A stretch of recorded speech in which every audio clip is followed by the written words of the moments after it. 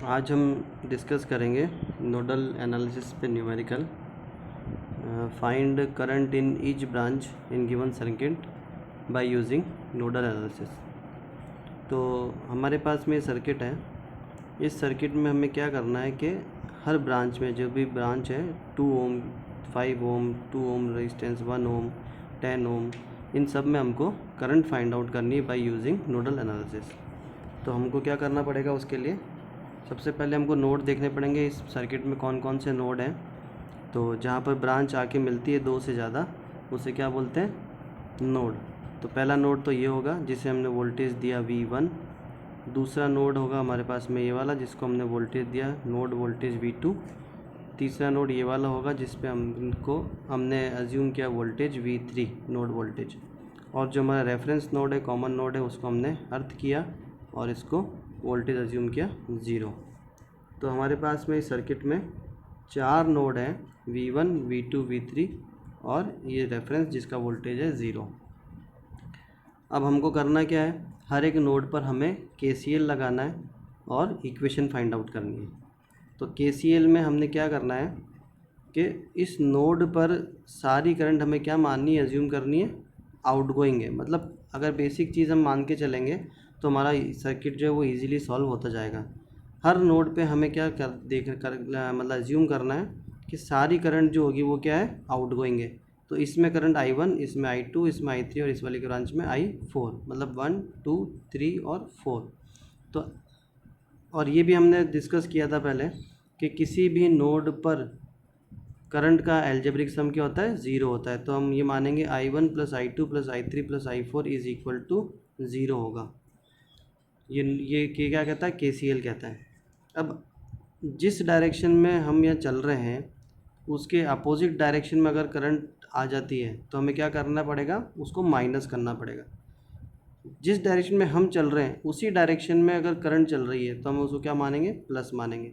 मतलब माइनस सिर्फ ये इंडिकेट करता है कि आपने जो डायरेक्शन अज्यूम की है वो उसकी अपोजिट है, अगर माइनस आता है तो। KCL लगाने पर हमने I1 की वैल्यू देखी, हम ऐसे आए तो हमारे को पता चला कि 28 एम्पियर एरो जो है वो ऊपर की तरफ है।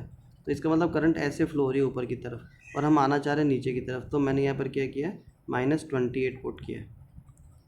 I2 की देखेंगे तो करंट इज इक्वल टू क्या होता है, वोल्टेज अपॉन रेजिस्टेंस। यहाँ से यहाँ तक के बीच का जो वोल्टेज डिफरेंस होगा उसमें अगर जो रेजिस्टेंस उसका डिवाइड करेंगे तो इस ब्रांच में फ्लो होने वाली करंट आ जाएगी। तो I2 क्या होगी, V1, यहाँ रेफरेंस नोड का वोल्टेज कितना है 0, तो V1 minus 0 divide by 2, V1 minus 0 divide by 2। Similarly इस ब्रांच का देखेंगे तो V1 minus V2 divide by 2, क्योंकि इस नोड का वोल्टेज कितना, मतलब एक ब्रांच के जो 2 सिरे हैं दोनों पे वोल्टेज देखना है, उन दोनों का डिफरेंस निकालना है और डिवाइड बाई रेजिस्टेंस करना है, तो उस ब्रांच में करंट आ जाएगी। तो हो जाएगा V1 minus V2 divide by 2। और इस ब्रांच की बात करें ऊपर वाले की, तो यहाँ से लेके यहाँ तक, तो इधर है V1 और इधर है V3। तो V1 minus V3 divide by resistance कितना है, 10 ओम। तो ऐसे हमने I1 I2 I3 और I4 की वैल्यू फाइंड आउट कर ली। इस इक्वेशन को जब हम सॉल्व करेंगे तो सिंप्लीफाई करेंगे तो हमें को ये इक्वेशन ऐसे मिलेगी। सिमिलरली जब हम नोड 2 पर KCL अप्लाई करेंगे तो यहाँ पर 3 ब्रांच है, ये वाली और ये वाली। तो इस ब्रांच में फ्लो होने वाली करंट क्या होगी, V2 minus V1 divide by 2, V2 minus V1 divide by 2। फिर इस वाली ब्रांच में कितनी होगी, V2 माइनस क्या वोल्टेज कितना है 0, V2 माइनस 0 डिवाइड बाई 5। तो I6 के लिए जाएगी V2 minus 0 divide by 5 plus I7 की बात करें तो V2 minus V3 divide by, यहाँ रेजिस्टेंस कितना है 1, तो V2 minus V3 divide by 1 is equal to 0। इसको सिंप्लीफाई कर लेंगे और ये इक्वेशन कहलाएगी सेकंड इक्वेशन। थर्ड इक्वेशन की बात करें तो थर्ड इक्वेशन कैसे होगी, on applying KCL on node 3, on applying KCL on node 3। तो नोड 3 पर अपन KCL अप्लाई करेंगे तो कैसे, ये वाला नोड 3 है अपने पास में, एक करंट इधर बाहर की तरफ, एक इधर बाहर की तरफ, एक इधर बाहर की तरफ और एक ऊपर की तरफ। मतलब हमने इस नोड से सारी करंट क्या मानी, आउटगोइंग, और हमें हमेशा ऐसे मान के चलना है। तो इस वाली ब्रांच की बात करें तो V3 minus V2 divide by 1। V3 minus V2 divide by 1 plus, ये ब्रांच कर ली हमने, अब नीचे वाली ब्रांच कर लेते हैं, V3 minus 0 divide by 4, V3 minus 0 divide by 4। इस ब्रांच की बात करें, जिस डायरेक्शन में अपन करंट को अज्यूम की थी उसी डायरेक्शन में करंट फ्लो हो रही है सोर्स के द्वारा, तो सेम करंट रहेगी, तो ये आ जाएगा +2। और इस वाली करंट की बात करें तो यहाँ से यहाँ तक, तो V3 minus V1 divide by 10 plus V3 minus V1 divide by 10 is equal to 0। तो ये हमारे पास में थर्ड इक्वेशन आ जाएगी। तो एक इक्वेशन हमारे पास में ये है, एक इक्वेशन ये है और एक इक्वेशन ये है। तो हमारे पास इस तरह से 3 इक्वेशन आ जाएगी V1 V2 और V3 में इसको सॉल्व करने पर। मैं मैथमेटिकल चीज़ नहीं सॉल्व करूँगा इसके अंदर, बस हमें ये डिस्कस करना था कि नोडल एनालिसिस से ब्रांच में करंट कैसे निकालनी। अब हम अज्यूम करते हैं कि हमारे पास में इक्वेशन जो है 1 2 3 इस तरह से आती, 2V1 plus 3V2 plus 8V3 is equal to 9, V1 plus 5V2 plus 2V3 is equal to 7, और एक इक्वेशन और आ जाती है हमारे पास में। हम अज्यूम कर रहे हैं, ऐसा हमने कैलकुलेट नहीं किया है ना, आप इसको ध्यान रखें। मैंने सिर्फ अज्यूम किया है कि सपोज़ कीजिए हमारे पास में इक्वेशन ऐसे आती 1 2 और 3 सॉल्व करने के बाद, तो हमें क्या करना होता है, क्रैमर रूल से हमें ये वोल्टेज फाइंड आउट हो जाते हैं।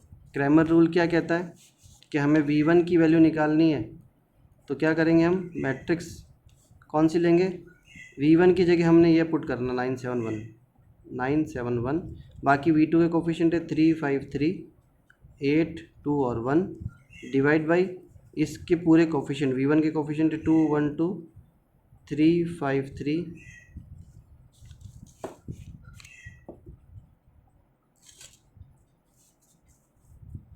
3 5 3 और 8 2 1। यहाँ से हम V1 की वैल्यू फाइंड आउट कर लेंगे। सिमिलरली अगर हमें V2 की वैल्यू फाइंड आउट करनी है तो V2 इज़ इक्वल टू जो मैट्रिक्स होगी उसमें पहले V1 के कोफिशिएंट आ जाएंगे, V2 निकाल रहे हैं इसलिए V2 के कोफिशिएंट की जगह अपने पास में क्या आएगा, जो इक्वल टू की इधर वैल्यू लिखी है वो 9 7 1 और 1, और V3 के कोफिशिएंट आ जाएंगे 8 2 और 1। सिमिलरली नीचे जो आएंगे वो सब के कोफिशिएंट आएंगे V1 V2 V3 के, V1 के कोफिशिएंट ये हैं, V2 के कोफिशिएंट ये हैं और V3 कोफिशिएंट ये, ऐसे V2 फाइंड आउट हो जाएगा और ऐसे कैसे V3 फाइंड आउट हो जाएगा। तो हमारे पास में क्या होगा, V1 की वैल्यू आ जाएगी सपोज़ कीजिए 8, V2 की वैल्यू आ जाएगी 4, V3 की वैल्यू आ जाएगी 2। हमने ये अज्यूम किया, मैं कुछ भी ऐसा प्रैक्टिकल नहीं कर रहा हूँ, मैं सिर्फ अज्यूम करके बता रहा हूँ आपको कि नोडल एनालिसिस में हमें सर्किट के नोड देखना है, उस नोड पर हमें KCL अप्लाई करना है, KCL अप्लाई करने के बाद एक इक्वेशन आ जाएगी। नोड 1 पे KCL अप्लाई किया, फर्स्ट इक्वेशन आ गई, नोड 2 पे KCL अप्लाई किया, सेकंड इक्वेशन आ गई, नोड 3 पे KCL अप्लाई किया और थर्ड इक्वेशन आ गई। तो 3 इक्वेशन हमारे पास में ऐसे आ गई है। तीनों इक्वेशन को हमने क्रैमर रूल से सॉल्व कर लिया। सॉल्व करने के बाद हमारे पास में तीनों इक्वेशन जो होंगी उनका वैल्यू आ गई, मतलब V1 V2 V3 की वैल्यू आ गई। अब हमारे पास V1 V2 V3 की वैल्यू आ गई तो हमें क्या है, सारी करंट फाइंड आउट कर सकते हैं। फर्स्ट जो करंट थी वो क्या थी, I1 I2 I3 I4। I1 की वैल्यू पता थी 28 है, I2 की वैल्यू क्या है, V1 minus 0 divide by 2। V1 की वैल्यू हमने फाइंड आउट कर ली, V1 की वैल्यू फाइंड आउट करके जब 2 का डिवाइड करेंगे तो हमारे पास में कौन सी करंट आ जाएगी, I2। I2 कौन सी करंट है, इस ब्रांच में फ्लो होने वाली करंट I2। I3 इस वाली में, I3 की वैल्यू क्या है, V1 minus V2 divide by 2। तो हमारे पास दोनों वोल्टेज की वैल्यू आ गई, V1 minus V2 divide by 2 करेंगे तो इस ब्रांच की करंट आ जाएगी।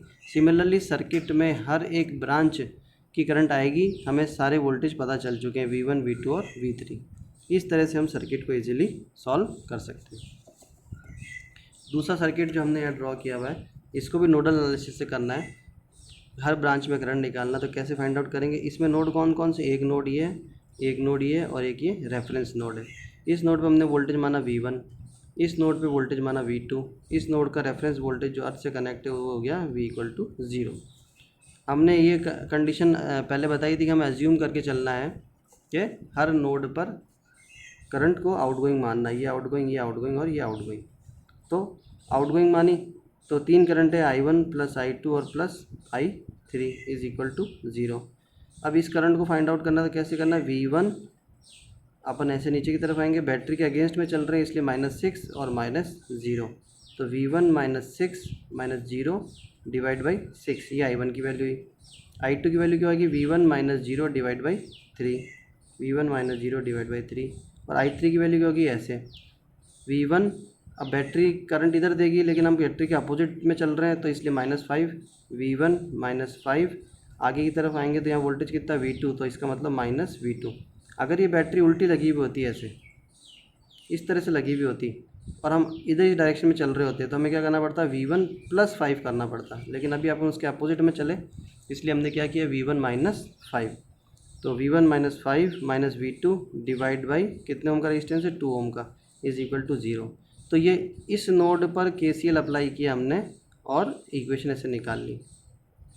इसी तरह से इस नोड पर हमें इक्वेशन KCL लगाना है। वो KCL कैसे लगाएंगे, इस ब्रांच की करंट आउटगोइंग सारी मानेंगे बाहर की तरफ, सारी बाहर की तरफ मानेंगे तो V2, इधर आएंगे तो बैटरी जिधर अपन डायरेक्शन में चल रहे हैं उसी डायरेक्शन में बैटरी करंट दे रही है, क्योंकि पहले हम इधर थे तो अपोजिट में थे, लेकिन अब हम इधर से चेक कर रहे हैं, इस वाले नोड पे KCL लगा रहे हैं तो करंट ऐसे आउटगोइंग हमने मानी है, तो करंट इधर जा रही है तो बैटरी भी करंट इधर ही दे रही है, तो यहाँ पे क्या होगा, V2 + 5 -V1 divide by 2, V2 + 5 क्योंकि उसी डायरेक्शन में, जिस डायरेक्शन में अपन चल रहे हैं उसी में बैटरी करंट दे रही है, -V1 हायर वोल्टेज में से लोअर वोल्टेज को माइनस करेंगे, डिवाइड बाई उसका रेजिस्टेंस करेंगे तो हमारे पास में करंट आ जाएगी।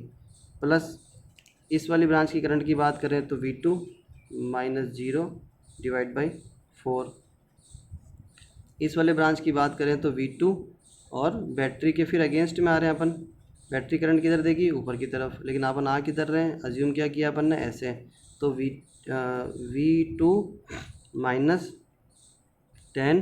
डिवाइड बाई 4, ये हमारे पास में इक्वेशन फर्स्ट आई और ये वाली हमारे पास इक्वेशन सेकंड आई। तो होगा क्या, अब हमारे पास में 2 इक्वेशन आई है, इन दोनों को इजीली सॉल्व करेंगे और सॉल्व करने के बाद हमारे पास में 2 इक्वेशन आ जाएगी V1 और V2 में। मैं अज्यूम करके कर रहा हूँ, ऐसा मतलब आंसर हमारे पास में आया नहीं है, लेकिन फिर भी मैंने सिर्फ ऐसे ही अज्यूम किया। तो हमारे पास में इक्वेशन ये 2 आ गई, इसको सिंप्लीफाई किया तो अज्यूम किया मैंने कि इक्वेशन ऐसे आएगी, इसको सिंप्लीफाई किया तो हमने अज्यूम किया कि इक्वेशन ऐसे आएगी।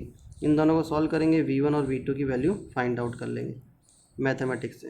तो V1 की वैल्यू 10 वोल्ट और V2 की value 5 volt, just for example हमारे पास में आंसर ही आया। तो V1 की वैल्यू जब आ जाएगी हमारे पास में तो हम I1 की वैल्यू फाइंड आउट कर लेंगे, क्योंकि I1 की वैल्यू क्या थी, I1 की वैल्यू थी V1 -6 डिवाइड बाई 6, तो V1 की वैल्यू है 10 और ये करा तो अपने पास में आंसर आ गया I1 की वैल्यू। I1 कौन सी वैल्यू, जो करंट इधर फ्लो हो रही है, I2 कौन सी, जो करंट इधर फ्लो हो रही है, I3 कौन सी, जो करंट इधर फ्लो हो रही है। इस तरह से हमारे पास में हर ब्रांच की करंट आ जाएगी और हर ब्रांच की करंट को हमने किससे कैलकुलेट किया, बाय यूजिंग नोडल एनालिसिस। तो आपको यही ध्यान रखना है बेसिक कि हमें रेफरेंस नोड का वोल्टेज जो है वो 0 मानना है, रेफरेंस नोड का वोल्टेज 0 मानो और बाकी जितने भी नोड हैं उन पे voltage V1 V2 V3 assume कर लो। और हर नोड पर सबसे इम्पोर्टेंट चीज़ जो इस क्वेश्चन में ध्यान रखने वाली बात थी वो क्या थी, कि हर नोड पर हमने करंट को आउटगोइंग माना है। ऐसा नहीं करना है कि किसी नोड पर करंट हम किसी ब्रांच में तो मतलब 2 ब्रांच में तो हमने बोल दिया करंट आउटगोइंग है और 2 ब्रांच में बोल दिया करंट इनकमिंग है। ऐसा कर सकते हैं, ऐसा गलत नहीं है कि आप अज्यूम नहीं कर सकते, आप अज्यूम कुछ भी कर सकते हो, बट अगर हम ऐसा आइडियल अज्यूम करते हैं ना एक जैसा सारी करंट आउटगोइंग है तो हमारे फंडे क्लियर रहते हैं और हमें मतलब गलती होने के चांस कम हो जाते हैं। इसलिए इस चीज़ का खासकर ध्यान रखें, किसी भी नोड पर करंट को आउटगोइंग माने, सारी करंट को, कोई भी नोड बन जाए, अगर हमारे पास में कोई और सर्किट बना ऐसा,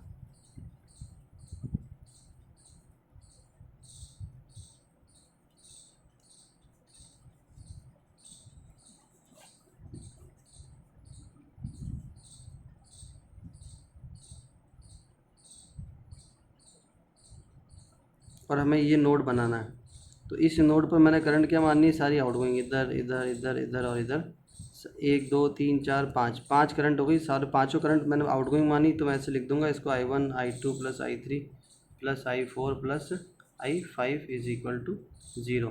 और I1 की वैल्यू निकालनी है this voltage minus this voltage, I2 value निकालनी this voltage minus this voltage, I3 value निकालनी this voltage minus this voltage divide by current, this voltage minus this voltage divide by resistance, this voltage minus this voltage divide by resistance. ऐसे करके हम calculate कर सकते हैं और हमारा answer easily आएगा।